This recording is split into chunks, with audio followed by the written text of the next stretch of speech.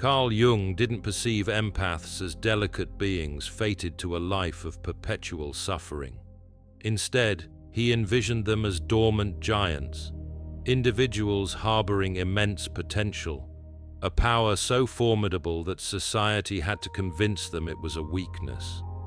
And when this giant finally stirs, when the empath ceases to absorb the pain of others and begins to wield their authentic power, a remarkable, even awe-inspiring transformation occurs. But what transpires when they finally break free from absorbing pain and begin to reflect it back?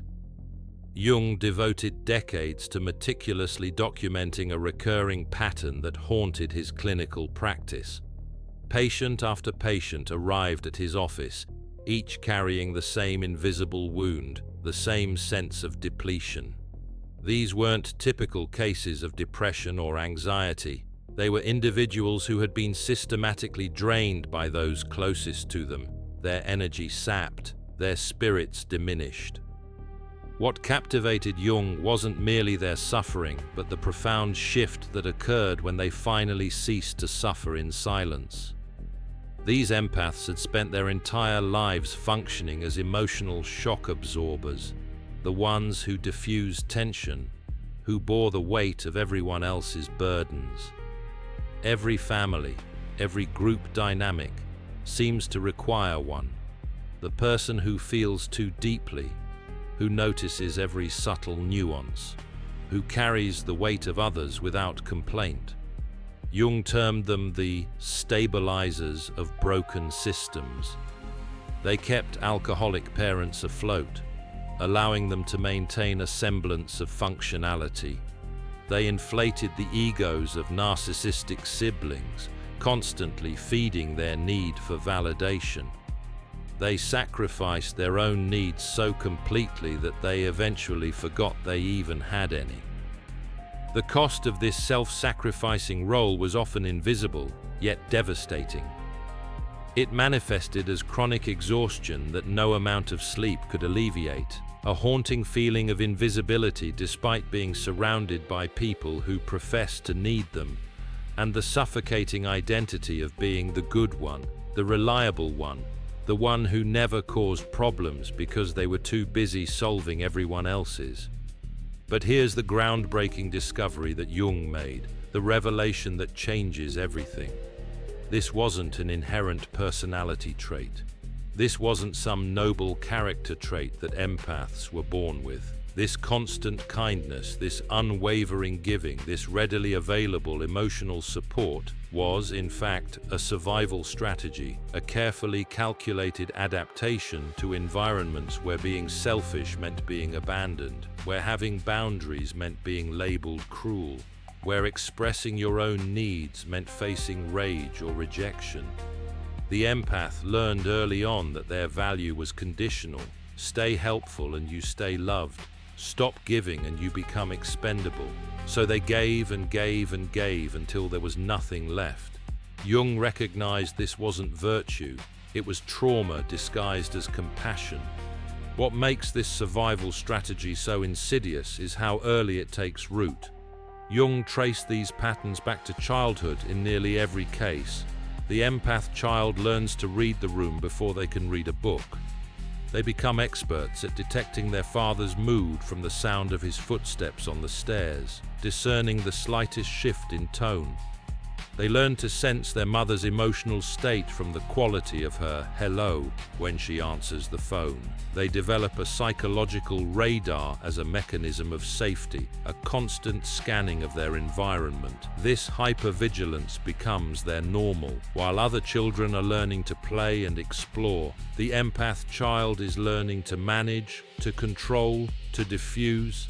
They're managing their parents' marriage by being perfect so there's nothing to fight about. They're managing their siblings' emotions by always being the peacemaker, the negotiator, the calm in the storm. They're managing their own needs by pretending those needs don't exist, burying them so deep they become inaccessible. Jung meticulously documented how this pattern intensifies over time. The empath becomes so skilled at reading and responding to others that they lose contact with their own internal compass. They can tell you what everyone else in the room is feeling, but they have no idea what they themselves feel. They've outsourced their entire emotional life to the job of regulating everyone around them. Every empath Jung treated could identify the exact moment when everything changed. Not a gradual shift, not a slow realization, but a specific moment of betrayal so profound it shattered the illusion they'd been maintaining their entire life. Usually, it was someone they trusted completely, a partner who'd been cheating for years, a parent who weaponized their vulnerability, a friend who spread their deepest secrets as entertainment. The details varied, but the underlying pattern was identical. The person the empath had protected most fiercely became the person who destroyed them most completely. Jung called this the activation event, the moment when the empath's pattern recognition abilities, which had been working in the background their entire life, suddenly became impossible to ignore. They'd known something was wrong, they'd seen the signs, they'd felt the lies, but they'd trained themselves to dismiss their own perceptions, to rationalize the behavior, to make excuses. Because acknowledging the truth would mean acknowledging they'd been fooled, that their trust had been misplaced. The betrayal forced them to see what they'd been refusing to see, and once they saw it, they couldn't unsee it. This is where Jung's concept of shadow integration becomes critical. The empath realized something that both broke them and rebuilt them simultaneously. Their tolerance hadn't been protecting anyone. It had been enabling abuse. Their kindness hadn't been healing damaged people. It had been allowing damaged people to avoid consequences. What Jung observed in session after session was a specific sequence of realizations that empaths experienced during activation. First came the shock of betrayal, the sheer disbelief that someone they trusted could inflict such pain. Then came the replay, the relentless mental review of past events. The empath's mind would scroll back through years of interactions, and suddenly patterns that had been invisible became glaringly obvious. The times their concerns were dismissed as paranoia were actually moments when they were seeing clearly and being gaslit, their reality distorted. The times they were told they were too sensitive were actually moments when their accuracy threatened someone's lies, exposing their deceit.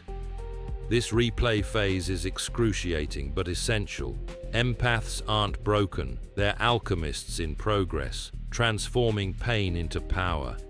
The empath watches their own life like a movie where they finally understand the plot, the underlying motivations, the hidden agendas. They see how they were trained to doubt themselves, to second-guess their intuition.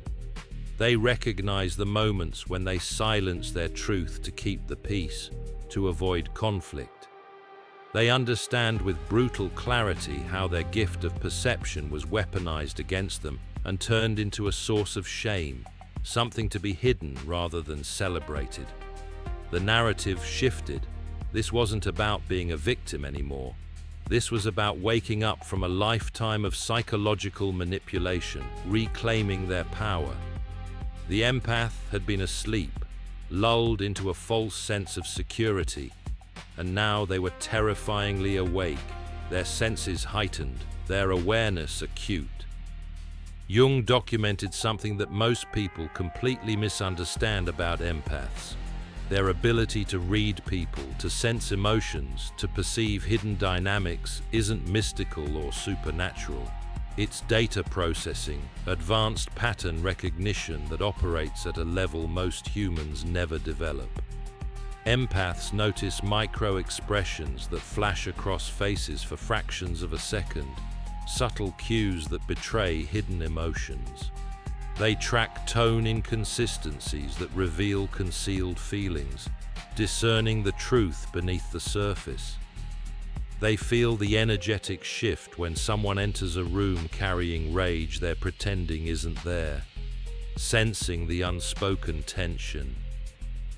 They've been collecting this data their entire lives, building psychological profiles of everyone around them without consciously realizing what they were doing. The difference after activation is that they finally trust what they're seeing.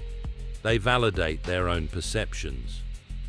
Before the snap, an empath would walk into a room and sense that two people who claimed to be friends actually hated each other, but they'd dismiss that perception as paranoid or judgmental, attributing it to their own oversensitivity. After activation, they trust it, they validate their intuition, and they're almost never wrong. Jung described a case that perfectly illustrates this power. An activated empath walked into a family gathering where everyone was performing normality. Pleasant conversations, polite smiles, the choreographed performance of functional relationships. Within 10 minutes, she could identify which marriages were dying, who was hiding an addiction, who was stealing money, and who was planning to abandon the family entirely. She didn't confront anyone. She didn't cause drama, she simply observed, allowing the truth to reveal itself. And her presence made the liars deeply uncomfortable because some part of them knew they'd been seen, not suspected, but seen, their secrets exposed. The activated empath had become a living lie detector in a room full of people whose relationships depended on maintaining lies. Jung noticed something else in his sessions with activated empaths. They developed what he called perpetual layers. They could simultaneously track what someone was saying, what their body language was communicating, what emotions were leaking through their carefully controlled facade, and what deeper psychological pattern was driving the entire interaction. Most people can barely track the surface conversation, struggling to keep up with the literal meaning of the words. The activated empath is reading 4 levels deep while appearing to simply listen, absorbing information on multiple planes. This multi-layered perception is what makes activated empaths seem almost supernatural to those around them. They'll respond to the unspoken subtext while others are still processing the surface message, addressing the underlying issue before it's been articulated, naming the dynamic that everyone else is pretending doesn't exist. This is why activated empaths become dangerous, not to healthy people, not to authentic relationships.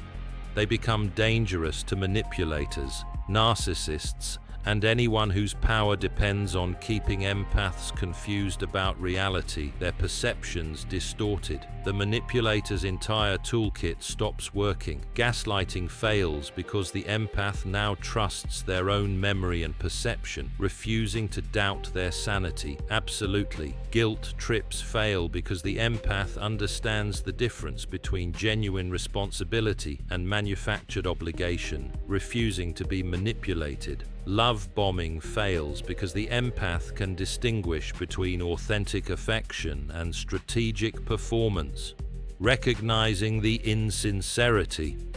The activated empath stops reacting emotionally and starts responding strategically, thinking clearly, planning their moves.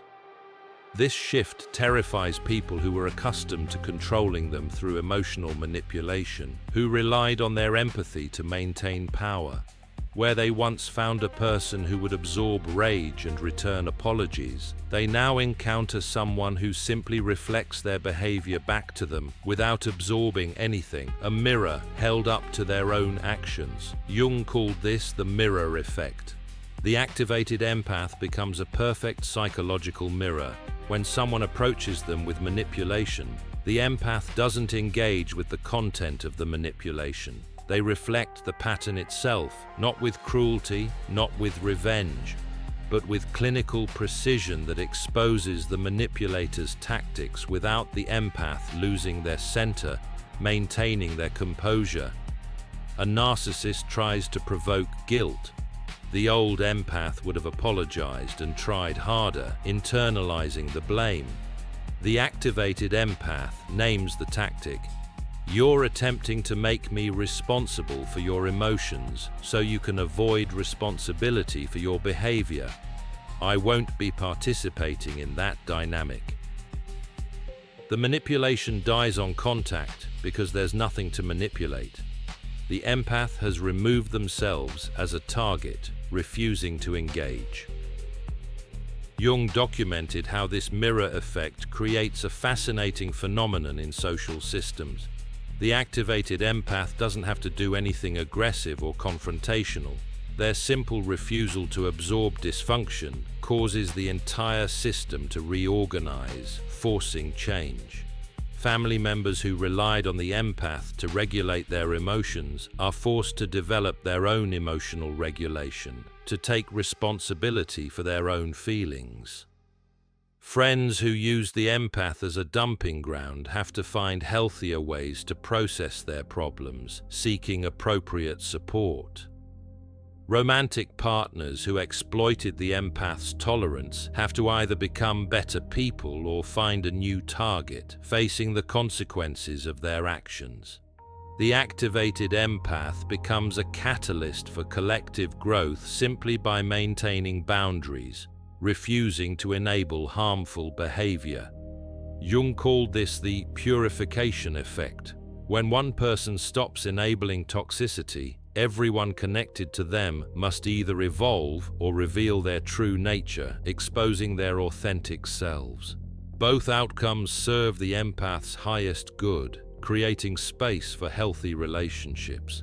This is the power that empaths spent their lifetime suppressing, not the power to feel deeply. They never stopped feeling deeply. The power to act on what they perceive without needing permission, without seeking approval, without apologizing for seeing clearly, trusting their intuition. But activation without integration is dangerous. Jung understood that an empath who simply weaponizes their abilities becomes the very thing they once suffered under, perpetuating the cycle of abuse.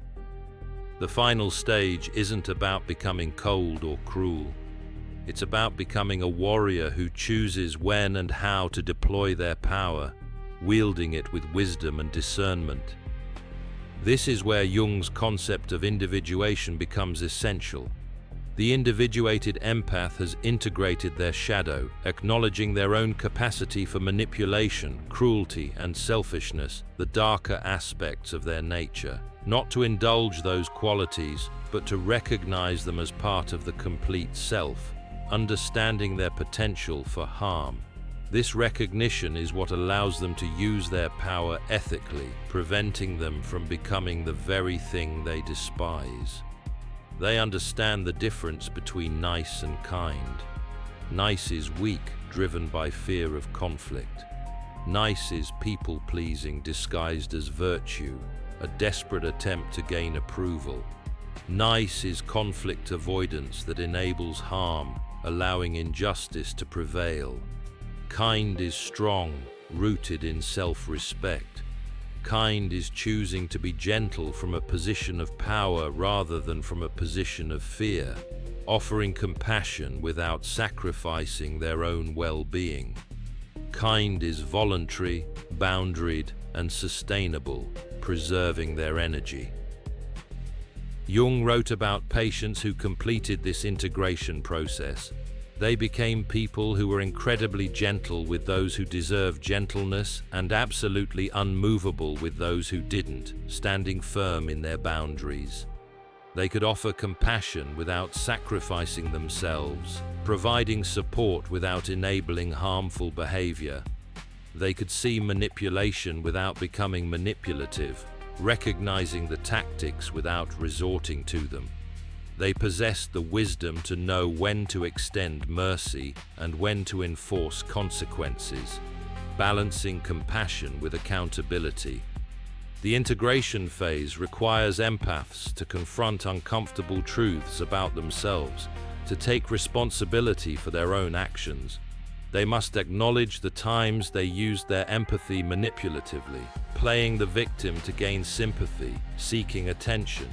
The times they remained in toxic situations not because they couldn't leave, but because being the victim gave them an identity they weren't ready to release, clinging to the familiar role. Jung insisted on this shadow work because he knew that unintegrated empaths could become the most sophisticated manipulators, exploiting their understanding of human psychology. They understand human psychology deeply enough to exploit it, using their knowledge for personal gain. They can read people accurately enough to know exactly which buttons to push, triggering emotional responses. Without ethical integration, an activated empath could cause devastating harm, wielding their power recklessly.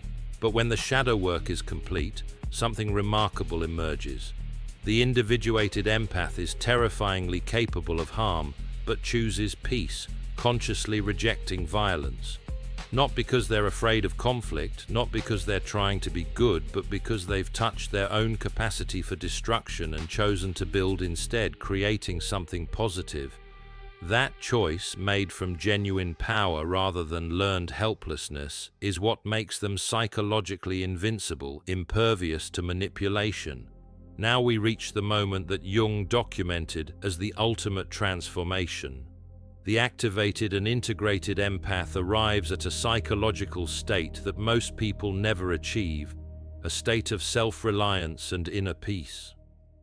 They no longer need external validation, not because they've become arrogant or isolated, but because they've developed such complete trust in their own perception that other people's opinions of them become irrelevant data rather than threats to their identity, noise to be filtered. Think about what this means. Your entire life you measured your worth by whether others approved of you, constantly seeking validation. You modified your behavior based on what would make people comfortable, sacrificing your authenticity. You silenced your truth to avoid being called difficult, suppressing your own voice. Every choice was filtered through the question of how others would respond, prioritizing external approval. The activated empath asks a different question. Is this true? Is this aligned with who I am? Does this serve my growth, or does this serve someone else's comfort at my expense? Prioritizing authenticity and self-respect. They become psychologically invincible because there's no external approval they need badly enough to betray themselves to obtain it, remaining true to their values. Manipulators hate this. They lose their leverage. Narcissists can't function around this. They can't control the narrative. Controllers become impotent in the presence of this, because all their power was borrowed from the empath's need to be accepted, their vulnerability. Remove that need, and the entire power structure collapses, rendering them powerless. Jung documented how this shift creates a ripple effect that extends far beyond the individual empath, transforming relationships. When someone becomes truly sovereign, immune to manipulation through their complete self-trust, they give everyone around them permission to do the same, inspiring others to embrace their authenticity. Other empaths see what's possible and begin their own activation journey, embarking on a path of self-discovery. Healthy people feel safe being authentic because there's no performance required, no need to pretend. Toxic people either transform or leave because their tactics no longer work, their manipulation ineffective. The individuated empath becomes what Jung called a bearer of consciousness. They hold a level of psychological awareness that elevates entire communities simply through their presence, raising the collective vibration. They don't preach or lecture, they demonstrate through their unwavering commitment to truth what human beings become when they stop betraying themselves, inspiring others to do the same. Jung watched this transformation and understood something profound. The empath's breaking point was actually their healing point, the moment of collapse leading to renewal. The moment they thought they were falling apart was the moment they were finally falling into place, finding their true center. Every relationship that ended, every person who left, every door that closed was removing exactly what needed to be removed so the real work could begin, clearing the path for growth. Your snapping point wasn't a breakdown, it was a breakthrough, a moment of liberation. The person you were before, the one who absorbed everyone's pain and took responsibility for everyone's feelings and made yourself small so others could feel big. That person had to die so the real you could emerge, shedding the old skin. And the real you is more powerful than you were ever allowed to know, capable of incredible things. Jung documented this over and over. The empath who finally says enough doesn't become bitter. They become free, unburdened by the weight of others' expectations. They don't lose their ability to love. They gain the ability to love from wholeness rather than from wounds, offering genuine connection. They don't become cold. They become warm in ways that are sustainable because they're finally giving from overflow instead of from depletion, nurturing themselves as well as others.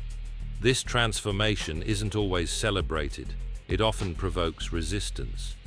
Jung noted that empaths often face intense resistance during their activation phase, facing opposition.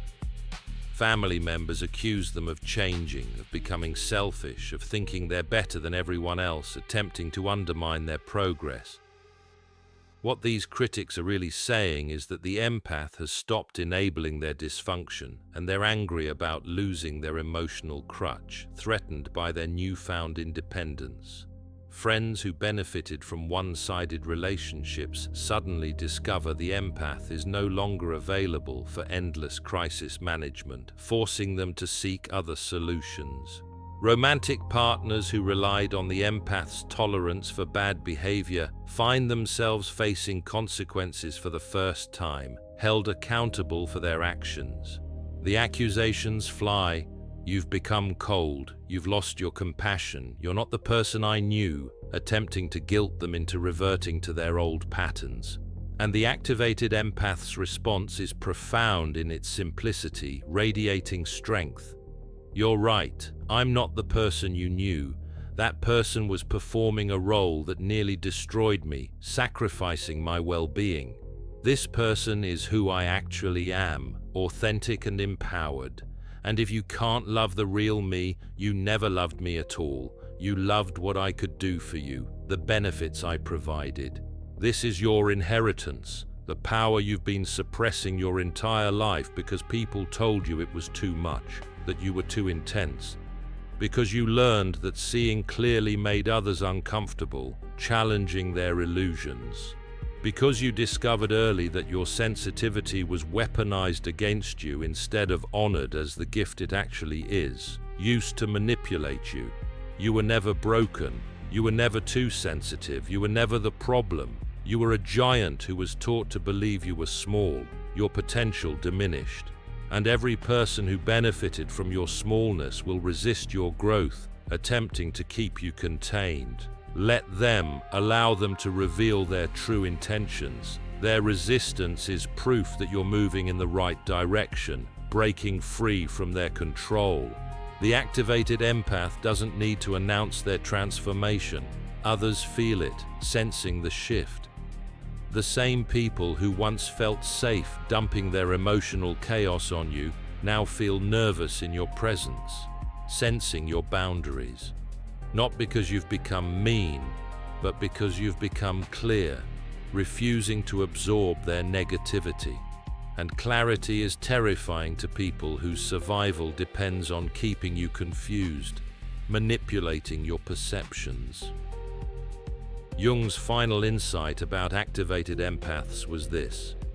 They become the ones who change entire systems simply by refusing to participate in dysfunction, disrupting the status quo.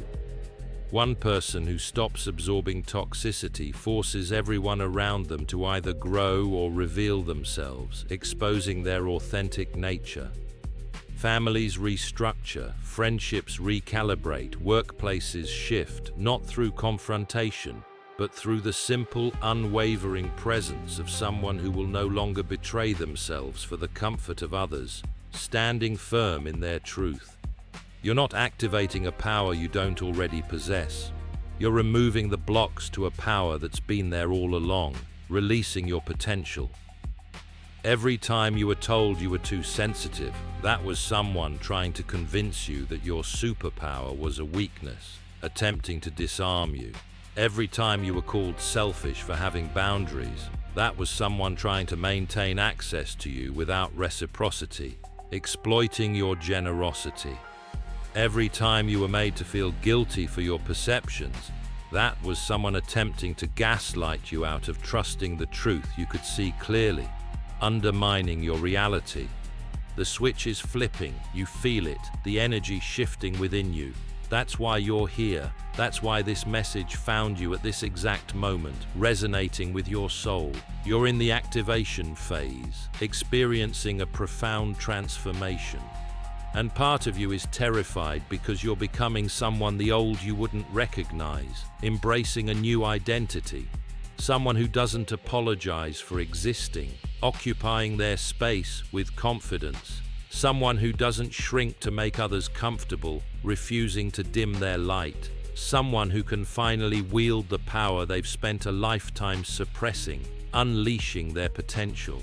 Jung would tell you this: the empath's journey isn't from sensitivity to numbness, shutting down emotions. It's from unconscious absorption to conscious choice, directing their empathy intentionally.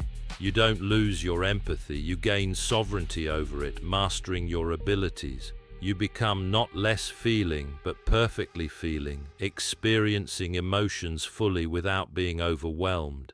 Not less caring, but impeccably discerning about who deserves that care and who has simply been exploiting your inability to say no, choosing wisely who to invest in. This activation isn't the end of your empathic abilities. It's the beginning of their proper use, wielding your power effectively. Before activation, your empathy controlled you, dictating your actions. After activation, you control your empathy, directing its flow. You can turn it on when it serves, offering compassion and support. You can turn it off when it doesn't, protecting your energy. You can extend compassion to those who reciprocate and withdraw it from those who exploit, maintaining healthy boundaries. This selective empathy isn't cruelty, it's wisdom, discerning the difference between genuine need and manipulative tactics. Jung observed that fully activated empaths develop what he called conscious boundaries. These aren't walls built from fear, isolating themselves. They're gates operated from power, controlling access. The empath decides who gets access and who doesn't, setting the terms of engagement. They decide when to engage and when to withdraw, prioritizing their own well-being. They decide which relationships deserve investment and which ones deserve termination, allocating their energy wisely. This level of autonomy feels foreign at first because empaths spent their entire lives with everyone else controlling the terms of engagement, allowing others to dictate their behavior. Other people decided when the empath's time and energy would be available, taking advantage of their generosity. Other people determined what was acceptable to ask for, pushing their limits. Other people set the rules and the empath just complied, sacrificing their own needs. Not anymore. The activated empath writes their own terms, defining their boundaries, and the people who truly love them celebrate this transformation, supporting their growth, while the people who were using them rage against it, resenting their newfound independence. This is the moment.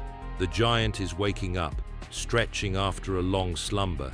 And when empaths finally step into their power, when they stop playing small and start operating from their truth, they don't just change their own lives. They become the catalyst that forces everyone around them to evolve or exit, creating positive change.